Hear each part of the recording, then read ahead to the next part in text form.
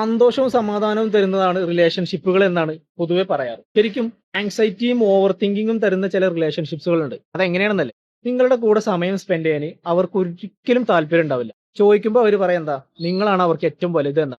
ഒരു മെസ്സേജ് അയച്ചു കഴിഞ്ഞാൽ റീപ്ലൈ ഉണ്ടാവില്ല. അപ്പോഴും അവർ പറയും നിങ്ങളാണ് ഏറ്റവും വലുത്. നിങ്ങളുടെ ഇഷ്ടങ്ങൾ എന്താണ്, നിങ്ങൾക്ക് ഇഷ്ടമില്ലാത്തത് എന്താണ് എന്നൊക്കെ ചോദിച്ചു കഴിഞ്ഞാൽ ഒരു ധാരണ അവർക്ക് ഉണ്ടാവില്ല. നിങ്ങൾക്ക് അസുഖമുള്ള ഒരു ദിവസം നിങ്ങളുടെ മാനസികാവസ്ഥ എന്താണെന്ന് പോലും മനസ്സിലാക്കാതെ നിങ്ങൾക്ക് ഇഷ്ടമില്ലാത്തതൊക്കെ ഇങ്ങനെ ചെയ്തുകൊണ്ടേയിരിക്കും. ചോദിക്കുമ്പോൾ നിങ്ങളാണ് അവർക്ക് ഏറ്റവും വലുത്.